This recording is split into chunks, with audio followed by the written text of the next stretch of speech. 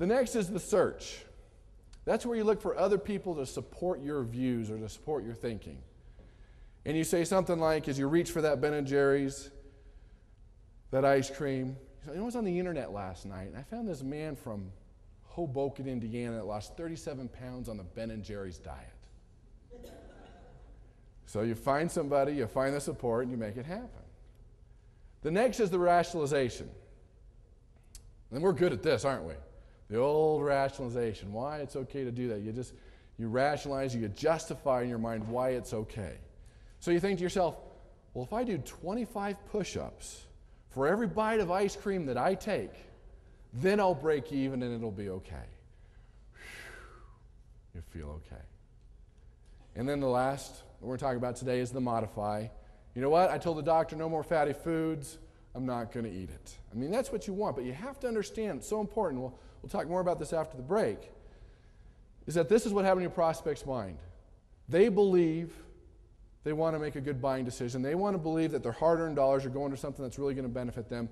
The closer they get to a buying decision, the more tension arises. That rubber band stretches. And if you say the wrong thing, do the wrong thing, sometimes, pshoo, it'll just take off. And you'll hear these knee-jerk reactions along the way. It's too expensive. I can't afford it. I need to talk to my spouse.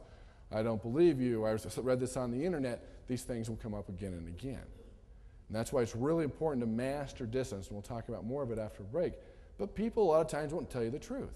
If you were selling an annual pass or a summer pass to a water park and it was a great deal, people will say it's too expensive, I can't afford it. But what are some of the things they're probably not telling you that they're lying to you about?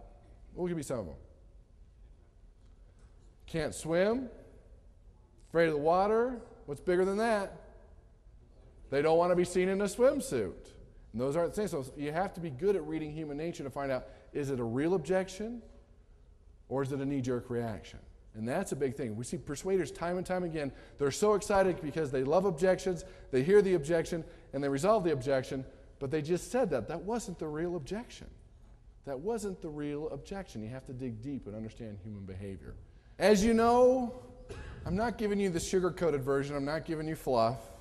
I'm going to give you a lot of meat. Is that okay? I don't think you want that. You might have to add water later, but I want to give you the concentrated version because, you know, fluff is not about it. I want to go into the studies and researching the different things that are important. So this morning we're talking about the success blueprint. The first was the self-mastery, the self-persuasion. And then we talked about, right now we're talking about persuasion. Again, persuasion is what you do and persuasion is what you say. Now earlier this morning we talked about the self-mastery, the self-persuasion, which is the critical key, probably the most important, and it's the one that people work on last. So you really have to dig deep and realize, wow, what do I need to work on? What do I need to change? And again, for things to change, you must change. And for things to get better, you must get better. And a lot of people ask us when we talk about finding your purpose and passion in life, some people struggle with that. Because we talked about one of the biggest reasons unhappiness was not having a purpose in life. And a lot of people don't know what their purpose is, and they're a little frustrated. And they're just trying to get there. And for many, you have to realize, if you really want to tap into what you're great at, what you're here on this earth for, you have to kind of dig deep. Sometimes it's like a sculpting process, where you just get a little time. Well, I know it's not that. You're getting closer. You're getting closer. And as I teach public speaking to college students, one of the assignments I give them, and it's like deer in the headlights when I give it to them, is they have to write their own eulogy. Because they're not thinking 2 weeks ahead. Now they have to say, and they're like, well, wait a minute. I said, look, you're 90 years old. You've accomplished everything you've wanted in your life. How do you want to be remembered? What did you want to do? And it's a powerful thing. And so if you're really struggling as far as your purpose, your passion, things you want to do with your life, there's 3 things you need to look at. What's it going to say in your eulogy? Write a eulogy. What do you want it to say? How do you want to be remembered? That you worked late at night? You missed too many baseball games? That you were caring, giving? That you changed the world in some way? Number 2, if I gave you $10 million, you had $10 million in the bank, what would you do with your life? Now this is assuming you've already got your vacations under the way, the plastic surgery's done, okay? You're done. You're bored. You still have $10 million. What are you doing? What are you doing with your life? What are you dedicating your life to? Number 3, pretend I was a genie and I came and I said, you can change one thing in the world. If you could change one thing in the world, what would it be? One thing in the world, what would it be? It might take time, it might take a couple weeks, a couple days, a couple years to really find what is it that you're DNA coded to do? You have greatness within you, and you need to get that out. And I believe that we can all make the world a better place in some way. That's why we're here. That's what we're doing. That's why we're learning these skills. And this is a hard lesson for some. As a teenager growing up, my dad was an avid scoutmaster. And he was great at creating Eagle Scouts, and we'd go camping over the weekend, and there was a lesson that was really hard for me to learn. We'd go camping, and we'd have to clean up, and we'd clean up our mess, but that wasn't good enough. We had to leave that campground better and nicer than we found it. That doesn't make sense to teenagers a lot of times. Well, we didn't leave that, we didn't do that. But that was a lesson. When we leave, it's cleaner, better, and nicer than when we found it. And that's true with life. There's something that we can change, something where we can help, something that we can do. My admission to you is to make the world a better place. That's why we teach these skills. That's why we learn to help you supercharge your success. Now back to dissonance and the rubber band.